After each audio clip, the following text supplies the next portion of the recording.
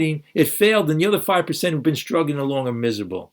You need the perception change in life. They're being reborn and thinking. Step 3 talks about that. What paradoxically is a way of strength. The verdict of the age is that faith means courage. So when you have faith and a higher power flows in, you'll be able to walk out of the house, get any job you want.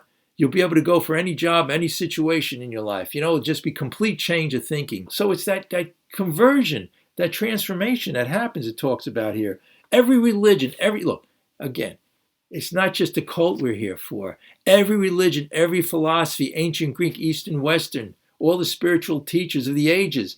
I tell you, go on the internet and look on anything, any quotes, any reading you do, and everything is here in this first part of this big book under these steps. It's all here.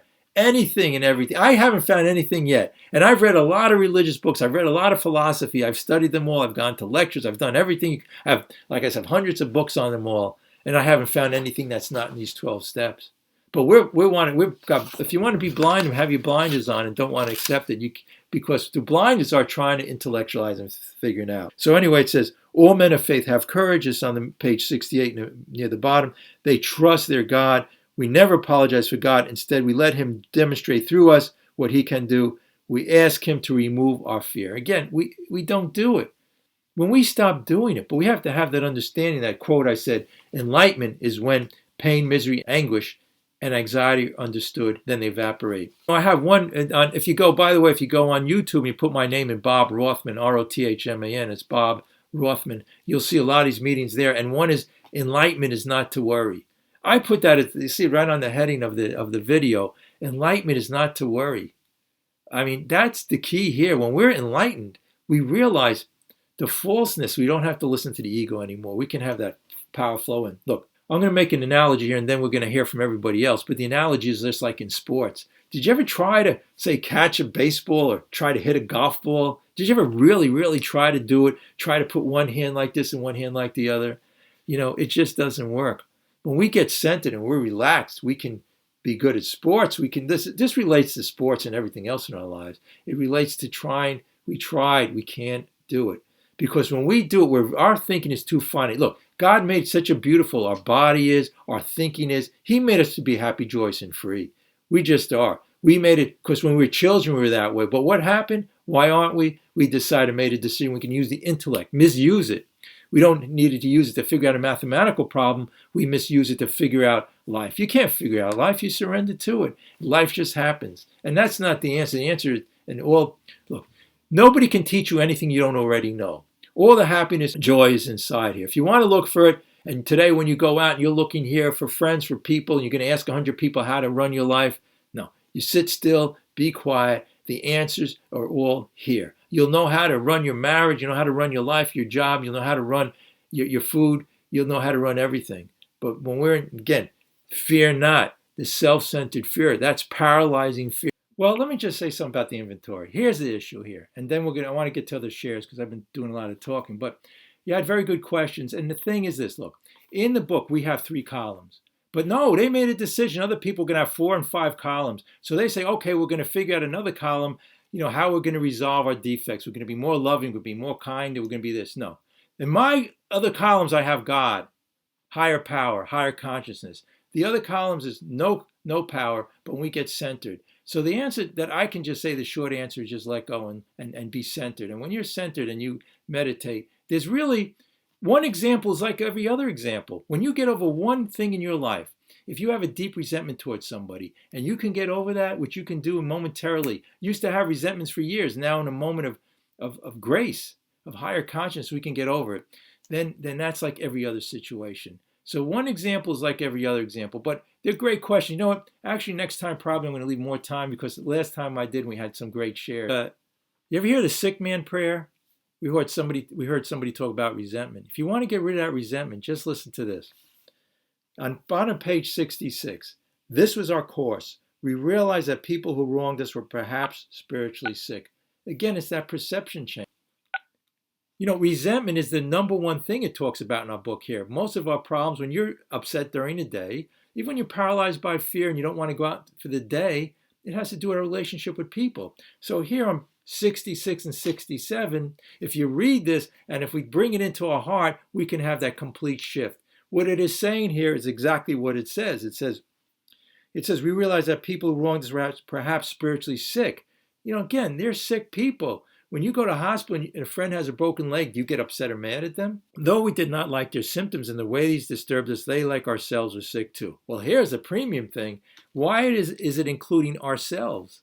And I explained that before. When a person treats us badly, they're crazy or maybe sick for they're upset and they hurt people to upset you. But who's the crazy one? When we react to crazy people, they say, if you try to figure out a crazy person, become crazy. So we had to realize it was our reaction to life that was the problem. The other people in life is going to do what it's going to do. Like I always say, when you walk in a house, you got to go through a door. You can't go through a wall. But we keep on banging our head against the wall. And we know in our lives it didn't work. But we have a better way. Through God consciousness, we have love, tolerance, and acceptance. So a person's jumping up and down like an idiot, trying to get us upset, trying to push our buttons, yelling at us. We can only, in the book says here, sit there and smile. They, like ourselves, we're sick too. We ask God to help us show them the same tolerance, pity, and patience. So when we have that higher power consciousness in us, which is, we were creating God's image, it was in there all the time, we just block it out. We have patience, tolerance. So somebody I heard on a meeting the other day said that something where, a big resentful, somebody borrowed a few $1,000s from them. It could be anything in life. And they were upset, right? The upset is with us if we allow it to bother us. It has to do basically with our ego, self-centeredness. And I don't even think it had to do with the money at that point. The person was just upset. How dare this person do this and not disrespect me and do that, right? When we get humility in life, and the quote is, when somebody, forgive them for they know not what they do, or somebody hits you on one cheek, give the other, you know what I mean? When we have humility, then the power and strength comes in. Then the world changes because, look, when we change, the world around us changes. The way up to now hasn't worked. We've been fighting everyone and everything it talks about. In this book, this 10-step promises says we stop fighting everyone and everything. And go to page 84, the 10-step promises. So this is what happens, right? It says here, we have ceased, on the bottom of page 84, fighting anything or anyone, even alcohol, even food. We've been fighting the food, the diet. The diet is making it a reality. When we go to a meeting or call up our friends and tell us we have a problem with somebody in our life, my mother-in-law, my sister, my brother, my spouse, we're making it a reality. The answer to our problems is there is no real problem there. It's our mind that's creating the problem. And even when there is a problem there, it's our perception. Again, even our own death we can accept. So if people around us are acting, one of the Psalms says, if the world around us, we go through the valley of death. But anyway, and somebody said this the last meeting, the serenity prayer says that. God grant me the serenity to accept. There's nothing really, it's what that God consciousness says, when we're out of the self, we can accept our addiction to the food, our addiction to alcohol, addiction to drugs. Then what happens is when a new power flows in, we have that consciousness. It's like a guy told me a story. He was from India, and he said, when the elephant walks down the street and the dogs bark at its feet, the elephant doesn't get upset. So when we're this God consciousness, when the food is calling to us, or when people, the addictions, or when people are trying to bother us, we have the joy. We have what's called spiritual bread. We have this joy and happiness, which so it's easy to push the other away.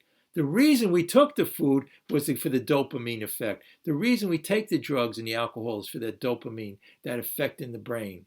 But we have a better way when we take in God's consciousness. When we put in a car the proper gas in our engine is spirituality. When we put jet engine fuelers, which is the overeating, the drug, and the alcohol, it's like if you put jet engine fuel in a car, what will happen, right? And a lot of philosophies talks about observing our thinking. Be the observer. When we have this God consciousness, it's the ego lying to you saying, look, I have this obsession with food, with people, with situations, with anger and fear. When during the day, I can sit back and try. What we do is you can observe them and make friends with them. Don't try to resist your emotions. If I get angry or fearful, try to take it in and say, well, there it goes, and observe it, talking meditation or in our philosophy, in our program here. We observe these things, but we don't have to relate to them. It's intellect over emotions, fear, false evidence appearing real. So all of this, when we have that spiritual awakening, when I get fearful and obsessed and all the things you said, The spiritual awakening was when I say, I don't have to listen to that anymore. I can look at it. I don't have to resist it. I can become friends with it and understand. And that's what that phrase I said, I lost the paper again, I had it here. What enlightenment means, we have the compassion, understanding of our thinking. When we observe it, we don't have to listen to ourselves anymore. The ego is lying to us. Every time you're fearful, you have these obsessions. Ego saying, look, I know what to do. We're going to handle this my way. But no, that's the intellect. But when we have that consciousness, spirituality, when we get more spiritual, step 12 had that spiritual awakening, we observe things, but not through the self, through that, which is in there all the time. We have this ability, but we're blocking out. We're trying to fight everyone and everything. That's what the 10-step promises say.